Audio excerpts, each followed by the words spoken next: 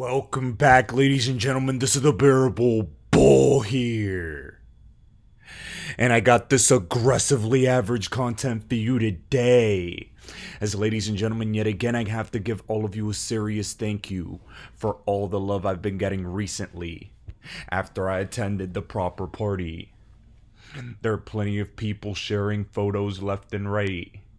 And just letting you all know, I genuinely appreciate every single one of you. Now, let's get back into the mission we're all on. Figuring out what the hell's going on the global stage and in regards to XRP as a whole. As here, we have just narrowly avoided a government shutdown. Congress passed a bill to keep the government open until November 17th. However, this is something very important you all need to realize. We are at a pivotal turning point in regards to many things. The crypto market had an aggressive upturn yesterday, even though it was short-lived. And despite the fact that positive momentum is beginning to build in the crypto market, you guys do know that we are still within a pullback window I've been anticipating. Regardless of anything that happens, let me tell you this one thing right now. It is a great time to accumulate some hyper suppressed great entry point altcoins, even if we happen to go lower, because I can guarantee you we are in the early stages of the next bull cycle that I believe will truly take shape in 2024. There is minimal interest in crypto. Most people don't have any money to invest anymore. Your Uber drivers that were telling you about the metaverse are no longer here. Haha. But they'll return when the prices are 10x from where we are now. And that'll be your signal to sell. Ladies and gentlemen, these cycles happen time and time again on repeat. And this time is no different. Massive events are taking shape in real time. But one of the biggest ones is in regards to Gary Gensler and his role with FTX. The Sam Bankman-Fried trial begins tomorrow, I believe.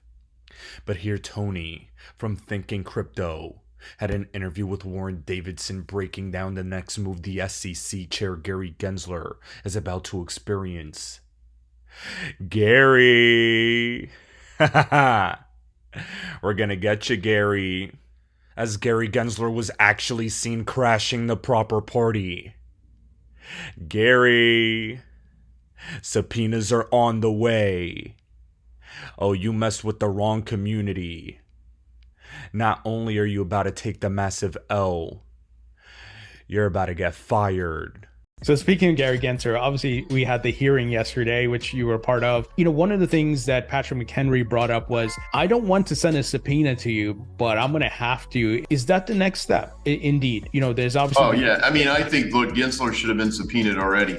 I mean, I think the amount of patience that Chairman McHenry's shown, I think the subpoena was due in February. We sent you a question in January. You totally blew us off. Here's a subpoena. There are some people in the administration, not necessarily the majority, but the people with the power and influence over the agenda love the agenda Gary Gensler is doing. And, they just, delight themselves, just like Gary Gensler being questioned aggressively by members of Congress is like a badge of honor for these folks, and they look at it as oh, that's great. I love that we're pushing your buttons. And it's no, you're wrecking the markets for American capital markets. Now, ladies and gentlemen, Gary Gensler is about to have to pay. John Deaton shows and exposes this 60 Minutes episode on FTX and Sam Bankman-Fried about how they discussed that CZ Binance is apparently to blame. Because if CZ did not cast aspersions on the business, causing a bank run on FTX, they'd still be making money today. Ladies and gentlemen, there is so much to unpack here. There is so much under the hood. There's so much dirty laundry. And even so, we're apparently seeing that SBF was trying to pay Trump $5 billion to not run again. There were political motivations, crypto scams, a misuse of consumer funds. And at the end of the day, the American retail investor are the ones that pay the price. The worst thing of all is that Gary was in bed with SBF. People need an answer for what they've done. And the time has finally come. I believe with this Republican-led Congress, we're finally going to get some clarity in regard to regulations. We're going to get some justice in regards to Gary and Sam Bankman-Fried. And we're going to get the American public bailed out from these tyrannical crypto laws that don't really even exist. We're going to get out of the limbo state. And it's because of all the conflicts of interest we here in the XRP community and beyond have been exposing. Now guys, let me pivot your attention to the second part of this video, discussing cyber attacks, digital IDs, Cbdcs, and what could be in store for us in the next stage of the rollout of the Great Reset. From Wide Awake Media, Nigel Farage commented on the recent recall by unelected head of the EU for world leaders to roll out digital IDs and a cashless societies by 2030. Stating if we're not careful, we're heading towards a Chinese-style social credit system where unless you go along with the views of the day, you become a non-person, canceled out of the economy. And I can't think of a more dangerous initiative than this. Ladies and gentlemen, something all of you are going to realize about me over the next year is that I'll be planning on how to prepare for this type of system and how to escape. My goal has always been to use XRP as a wealth building asset to help me escape from the future digital AI control grid. And I think this is going to help all of you as well. But something I do want to discuss is how we could get there. UBI is going to incentivize the NPCs into using central bank digital currencies. And I do believe we need some sort of crisis to act as a catalyst for why people would adopt it. But let's also think about this very quickly. Cyber attacks have been on the top of the New World Order agenda. And also, XRP has been demonstrated in being able to make offline transactions. Imagine that. A potential event where we see a cyber attack, but despite that, we could get offline transactions on the XRP ledger. If we're going to move to a new financial system, we got to make sure it's impenetrable. And with this technology being able to prove that, I think it makes a great case for being the true replacement of what we have now. Please look at this demonstration. And never forget how powerful what you guys own is. The end result is a financial radio data network that can be deployed and maintained for a tiny fraction of the cost of traditional cellular data networks. Because our protocols run on a wide range of equipment, supply chain problems and the use of specialized or proprietary equipment can be avoided. Since all the equipment was chosen for low power consumption, large national networks can be rolled out rapidly without the requisite infrastructure required in traditional networks.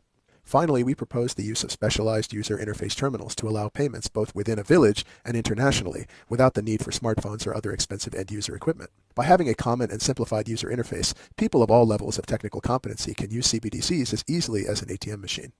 So this is kind of a demo prototype. It is actually transacting on the XRP ledger with real XRP cryptocurrency using the radio sets and the protocols. Now the user interface is kind of a temporary construct. It was just built in order to facilitate the demo.